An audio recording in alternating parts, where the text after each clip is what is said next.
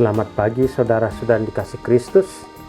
Mari kita mengawali hari baru dengan mendengarkan firman Tuhan yang diambil dari Injil Yohanes bab 20 ayat 24 sampai dengan 29. Tuhan bersamamu. Inilah Injil suci menurut Santo Yohanes. Pada hari Minggu Paskah, ketika Yesus menampakkan diri kepada murid-muridnya, Thomas, seorang dari ke-12 murid yang juga disebut Didimus, tidak ada bersama-sama mereka. Maka kata murid-murid yang lain itu kepadanya, "Kami telah melihat Tuhan."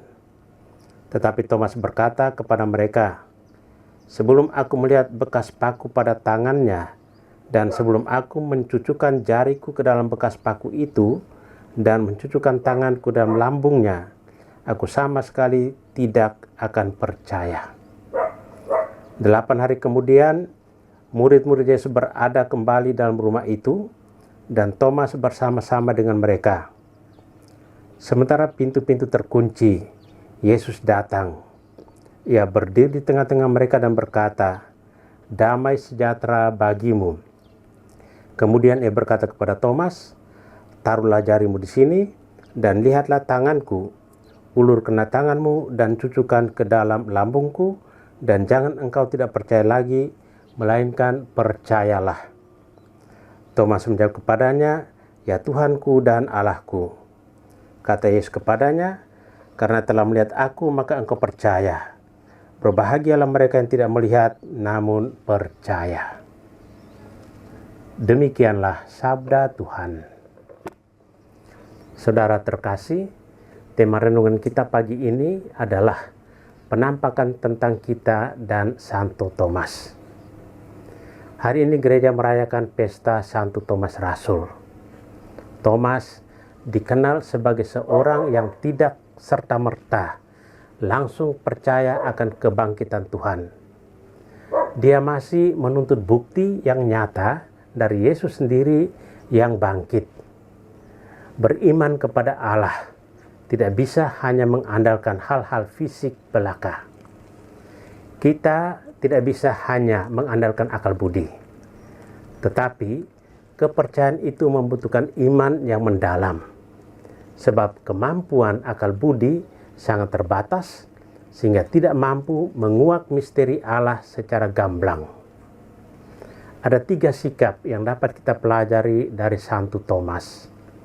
Pertama, Thomas sesungguhnya orang yang sangat peduli dengan Tuhan Yesus. Dia tidak rela membiarkan gurunya menghadapi bahaya seorang diri. Maka dia mengatakan, "Marilah kita pergi juga untuk mati bersama-sama dengan dia."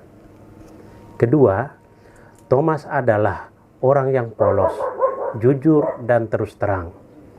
Dia tidak malu-malu menyatakan ketidaktahuannya. "Tuhan, kami tidak tahu kemana engkau pergi.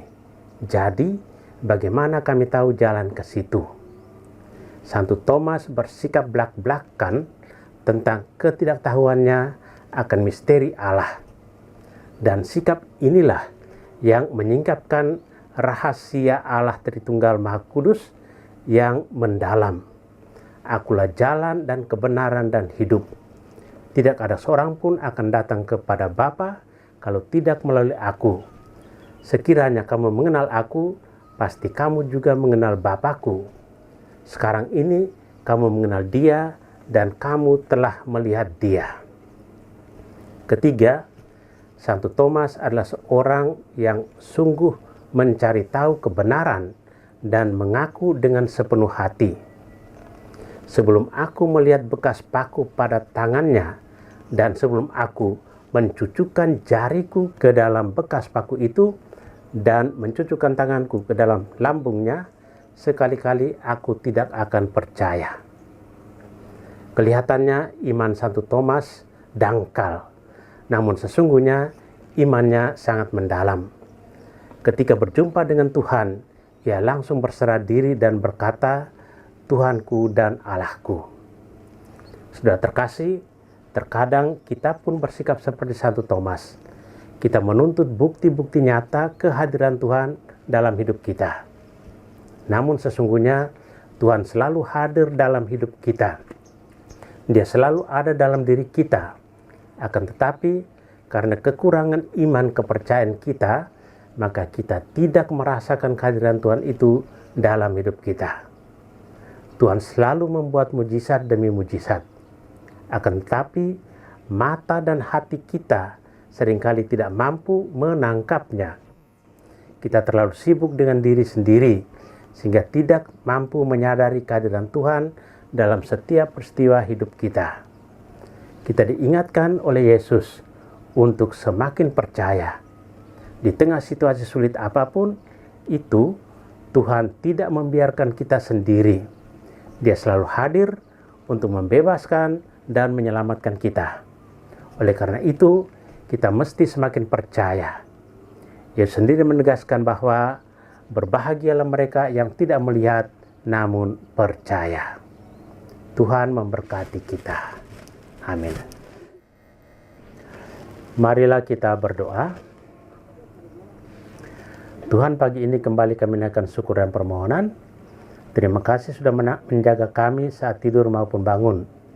Terima kasih untuk udara sejuk dan segar pagi ini. Bukalah mata hati kami, mampukan kami memandang kemurahan dan karya-Mu, serta memuji dan memuliakan-Mu melalui pekerjaan dan pelayanan kami hari ini. Bimbinglah kami selalu untuk menyadari kesalahan kami dan bertobat, sehingga kami sungguh rendah hati, mau membuka hati dan siap menerima rahmat-Mu yang tinggal dalam hati kami.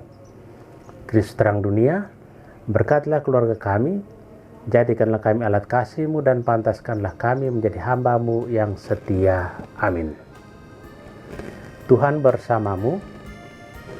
Semoga kita sekalian, orang-orang yang terkasih dan doakan, seluruh aktivitas kita hari ini dilindungi, dibimbing, dan diberkati oleh Allah yang Maha Kuasa, Bapa dan Putra dan Roh Kudus. Amin.